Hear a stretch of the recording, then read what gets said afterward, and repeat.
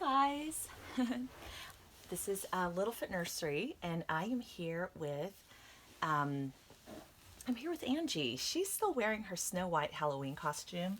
Yes, I know I'm like way behind on changing my babies, and again, I know it's like past the holidays, but I nobody's wearing this penguin sleeper, and I think I just want to put Angie in this one. She's never worn this. I think that Clara, my Levi, has worn this. It's a newborn size. I think it'll look adorable on her, and it's really about time that I changed her out of this.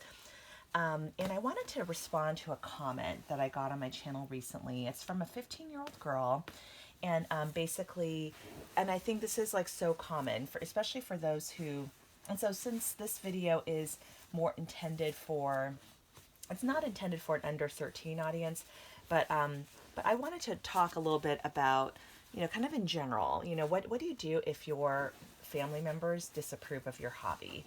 And I think that is a really tough one.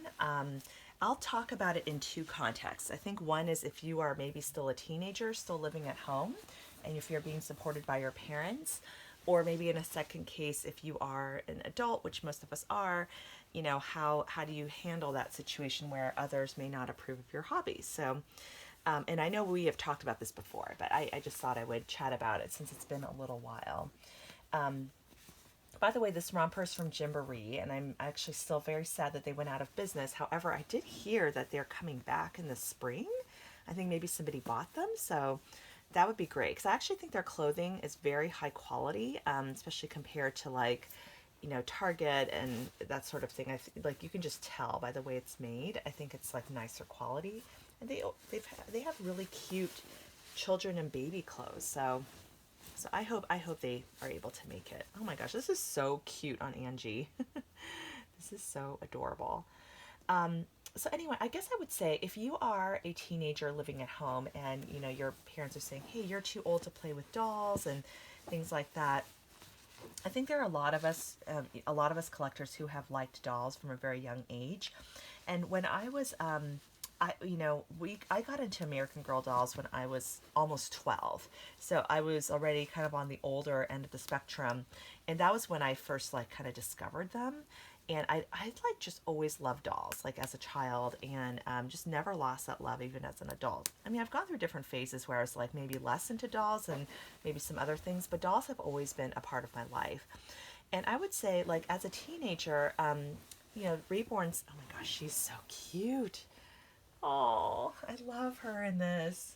Okay, part of me is just like my babies should just always wear sleepers like all the time. Because is she not just like so adorable in this? Oh, she's just beautiful. She's been a little bit dusty. I need to get some more blankets so I can kind of keep her wrapped up too. But she's been sitting in this like little gray crib that I got from Pottery Barn Kids last year. It was meant for baby Lynn, but baby Lynn is like, kind of more tucked away. So anyway, so Angie's been kind of hanging out there. Anyway, so yeah, I would say if you are a teenager living under your parents' roof, I don't know if you have your own money, and if you are like if you earn your own money legitimately through allowance or through doing chores or babysitting or things like that. But I would say as long as you're not spending it on something harmful like drugs and cigarettes and things like that, that hopefully your parents will allow you to get what you want to get with your own money. But so she was saying that she's 15 and she'll be, driving when she's 16, and then she'll be able to kind of go places and buy, buy her own, buy baby clothes and things like that for her dolls. Um, I will say if this hobby had been around back when I was a high school, I would totally be into it. Like I would have just like loved this hobby as a child. Um, I do think when you are under your parents' roof, though, you need to be respectful of their wishes as well. And so, if the money is like not for you to just kind of spend on whatever you want, I think it's really important to be able to have an open conversation with your mom or your dad, or whoever your guardian is. I would not. I don't think it's a good foundation to set to try to be sneaking off to buy things for the hobby or anything like that. if you can just, I know it's hard, but if you can try to maybe reach a compromise, and maybe it's not having a big collection of reborns, but maybe having one doll, and having maybe a limit on what you can spend on your hobby while you're still under your parents' roof. And then when you're an adult and you're 18, you can then do whatever you want, because then you will be considered an adult at that point.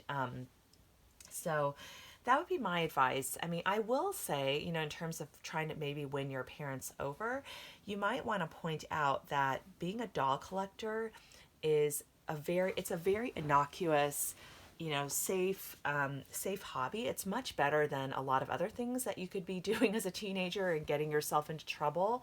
If you're not like going to wild parties and and that sort of thing. I think this is like just a much better alternative. So I would maybe point that out to your parents, and also maybe just point out that this is a hobby that people of all ages enjoy, from kids all the way up to, grandmas, and, people who are, people in every age in between. So there are reborn collectors, and it's a collection. I mean, these are artistic, these are works of art.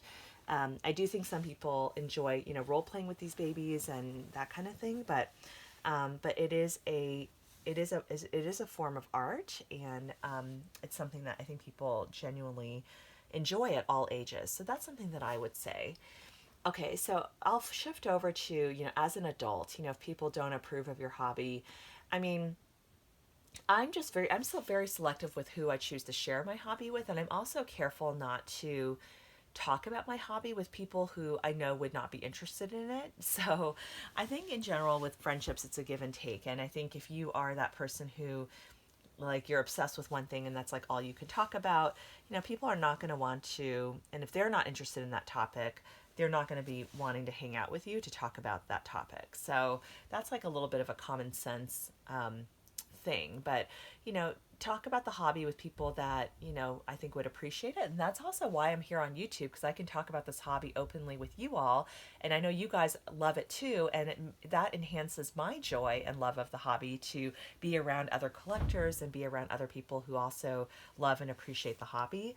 But if I'm talking to just like my immediate family, like my mom, my sisters, other relatives, like, they're not into this hobby at all. Like, a lot of them don't know about it, and I just kind of keep it to myself. It's not anything that, I feel like I have my outlet through my doll community in terms of, friends to chat with about the hobby.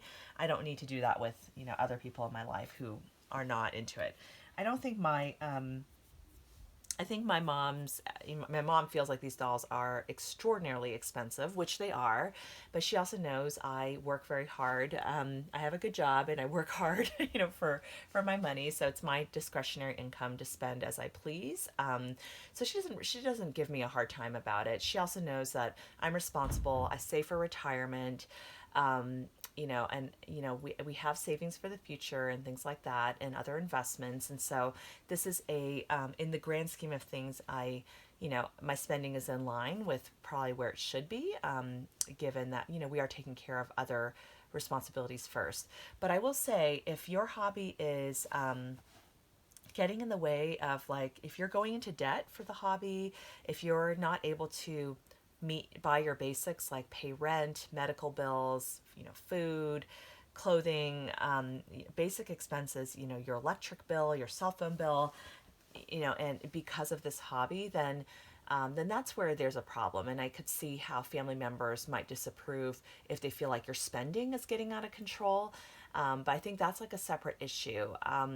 Assuming financially you're responsible and it's not a spending issue, then I say, yeah, live and let live, right? And, do what makes you happy, and you don't need other people's approval. So, but yeah, I'd love to hear your thoughts on this. Leave me a comment below.